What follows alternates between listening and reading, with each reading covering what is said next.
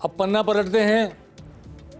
चित्तौड़गढ़ की सीट से सीपी जोशी प्रदेश अध्यक्ष बीजेपी के चुनाव लड़ रहे हैं और पड़ोस की सीट भीलवाड़ा से डॉक्टर सीपी जोशी कांग्रेस के सांसद रहे हैं। पहले भीलवाड़ा से विधानसभा अध्यक्ष रहे हैं 5 साल, फिर मैदान में उतर गए हैं। मैंने आपको कई बार जिक्र किया, चंबल का पानी भीलवाड़ा के लोग याद करते रहते हैं सीपी जोशी को। आज डॉक्टर सीपी जोशी ने नामांकन भरा और अशोक गहलोत और बहुत सारे बड़े नेता शामिल हुए और जितने भी विधानसभा चुनाव लड़ने वाले व्यक्ति थे कांग्रेस के टिकट पर, चाहे विवेक धाकड़ हो, चाहे रामलाल जाट हो, धीरज गुजर हो, सब इस वक्त मौजूद थे। इन्होंने फार्म भरवाया और सीपी जोशी की बड़ी जनसभा हुई, कार्यकर्ताओं की सभा हुई। आइए सुनते हैं क्या कहा सीपी जोशी ने, देखते हैं उनकी सभा। जब मैं चुनाव लड़ने आया था तब मैंने उस समय कहा था कि भीलवाड़ा के पीने की पानी की समस्या निदान नहीं कर दूंगा तो मैं चुनाव लड़ने नहीं आऊँगा। भीलवाड़ा के मतदाताओं के आशीर्वाद से, मेरे पार्टी के नेतृत्व के आशीर्वाद से मुझे भारत सरकार में मंत्री बनने का अवसर मिला और इस समस्या का निदान करने का मैंने प्रयत्न किया। 5 साल के टेन्योर में जितनी वित्तीय स्वीकृति कर रही थी, वित्तीय स्वीकृति करे, काम प्रारंभ किया, लेकिन पानी घरों में नहीं पहुँचा था। इसलिए मैं दोबारा चुनाव लड़ने के लिए वहाँ पर नहीं आया। आज मेरी पार्टी के नेतृत्व ने फैसला किया कि आपको भीलवाड़ा से चुनाव लड़ना और मेरे कार्यकर्ताओं के सबके मन में ये थी कि आप यहाँ पर आइए, चुनाव लड़िए। कांग्रेस के पार्टी के उम्मीदवार के रूप में हम सबकी इच्छा है कि आप भीलवाड़ा के चुनाव लड़िए। तो आ गए हैं सीपी जोशी मैदान में, डॉक्टर सीपी जोशी, और बड़ा रोचक मुकाबला होगा। कल इनके सामने दामोदर अग्रवाल पर्चा भरेंगे, मुख्यमंत्री भजनलाल और प्रदेश अध्यक्ष बीजेपी के सीपी जोशी, इन्हीं के नाम वाले वहाँ मौजूद रहेंगे। 6 लाख वोटों से जीती थी बीजेपी।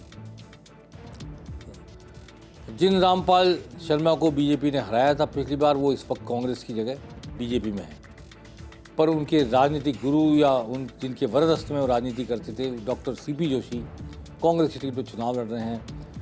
अब रामपाल शर्मा को दुविधा तो जरूर होगी कि भाजपा में रहते हुए डॉक्टर सीपी जोशी के सामने चुनाव लड़ते हुए वो क्या राजनीतिक उपक्रम करें। मैं समझता हूँ कि वो कोई ना कोई अपने रास्ता ढूंढ रहे होंगे, आने वाला वक्त बताएगा। डॉक्टर सीपी जोशी के चुनाव अभियान के बारे में हमने बताया भी कि किस तरह गाने चल रहे हैं, किस तरह चंबल के पानी का जिक्र कर चल रहा है। आज एक नई बात हुई बाड़मेर में सभा हुई कांग्रेस के प्रत्याशी के नामांकन की और उम्मीदवार नामांकन भर रहे थे बेनीवाल। तो डोटासरा जो प्रदेश अध्यक्ष हैं कांग्रेस के, उन्होंने ज़बरदस्त ठुमके लगाए। आइए एक बार तो ये अंदाज देख लेते हैं डोटासरा का। आपको ध्यान होगा विधानसभा चुनाव में मैंने दिखाया था कि कैसे कार के ऊपर वो नाच रहे थे खड़े होकर के। आइए देखिए।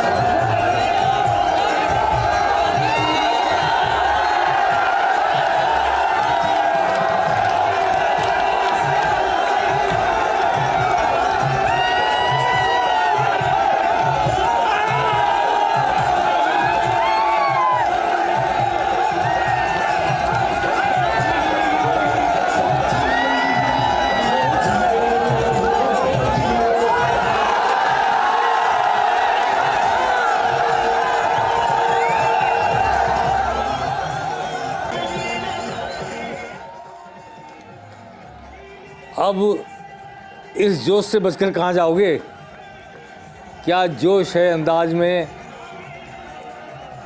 डोटासरा के, और किस अंदाज में खुश हैं, नाच रहे हैं। शायद वहाँ की जनता भी यही चाहती है, उसके अंदाज के अनुरूप अपना अंदाज दिखा रहे हैं। तो डोटासरा का पहले तो कार पर डांस हुआ था विधानसभा चुनाव में और जीत कर आए थे विधानसभा चुनाव। आज वो देखिए कितनी मस्ती के साथ जो ऑडियंस है सामने, ऑब्वियसली किसान वर्ग के लोग ज़्यादा हैं, उनके साथ नाच नाच करके, गा गा करके, खुश होकर के अभिव्यक्ति कर रहे हैं। अब देखिए चुनाव में क्या नतीजा सामने आता है बाड़मेर की सीट पर, जहाँ ट्रेंगुलर फाइट हो रही है। और ट्रेंगुलर फाइट देखिए फटकारे लगा रहे हैं, क्या फटकारे लगा रहे हैं। चलिए इनके फटकारे चुनाव में देखने को मिलेंगे। मैं अब इस वक्त जाते आते आज फिर याद दिलाना चाहता हूँ, अभी तक, कल नामांकन का आखिरी दिन है, अभी तक बांसवाड़ा की सीट पर कांग्रेस का प्रत्याशी तय नहीं हुआ है। और कांग्रेस बाप के साथ कोई समझौता कर रही है नहीं कर रही है, गठबंधन कर रही नहीं कर रही, ये भी घोषित नहीं हुआ है। और मैं आपको नई बात बताता हूँ, बांसवाड़ा डूंगरपुर सीट है, वो सीट का नाम है बांसवाड़ा डूंगरपुर, दोनों जिलों से मिलकर बनी है। लगभग 8 सीटें, 5 बांसवाड़ा की, 3 डूंगरपुर की है। ये जो 8 सीटें हैं, इनमें ये परंपरा है कि एक बार एक चुनाव में बांसवाड़ा का आदमी खड़ा होता है, एक चुनाव में डूंगरपुर का आदमी खड़ा होता है। दोनों पार्टियां इसका जुडिशियसली फॉलो करती हैं इस बात को। इस बार टर्न बांसवाड़ा का है, इसलिए भारतीय जनता पार्टी ने महेंद्र सिंह मालवीय को कांग्रेस से लाके खड़ा कर दिया। बाप ने भी खड़ा कर दिया रोध को, कांग्रेस ने प्रत्याशी खड़ा नहीं किया। अब मैं आपको बताने जा रहा हूं कि कांग्रेस की रणनीति कल प्रत्याशी घोषित करने की है, और शायद ताराचंद भगोरा जो डूंगरपुर के हैं, कांग्रेस उनको प्रत्याशी घोषित कर सकती है। एक बार ये, एक बार वो जिला की परंपरा से हटके दोनों प्रत्याशी लड़ने वाले बाप के और भाजपा के बांसवाड़ा से होंगे। तो क्या कांग्रेस का प्रत्याशी डूंगरपुर जिले का होगा, और परंपरा तोड़कर कांग्रेस एक नई रीत को जन्म देगी, क्योंकि उस इलाके से फिर वो अकेला प्रत्याशी होगा डूंगरपुर जिले से।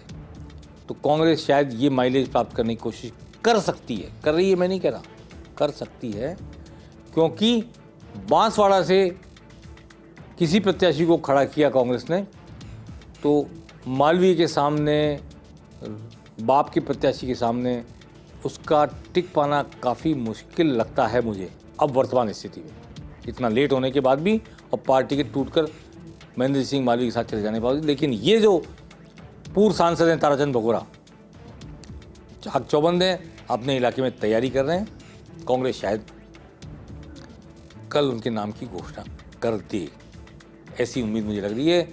अभी तक कांग्रेस के गठबंधन सहित 24 और बिना गठबंधन के 22 प्रत्याशी सामने आए हैं। एक प्रत्याशी की अभी प्रतीक्षा जारी है। भाजपा के 25 ही प्रत्याशी मैदान में आ चुके हैं, और कल तक सब नामांकन भर दिए जाएंगे। इसके बाद तस्वीर सामने आएगी। हम पेनल्टी कॉर्नर में निरंतर चर्चा करते रहेंगे समीकरणों की, बदलाव की, पार्टी बदलने की, पार्टी छोड़ने की, भीतरघात की, बगावत की, जो भी तमाम राजनीतिक गतिविधियां होंगी, जो हमारे पेशे नज़र आएंगी, आपके सामने पेश करेंगे। नमस्कार।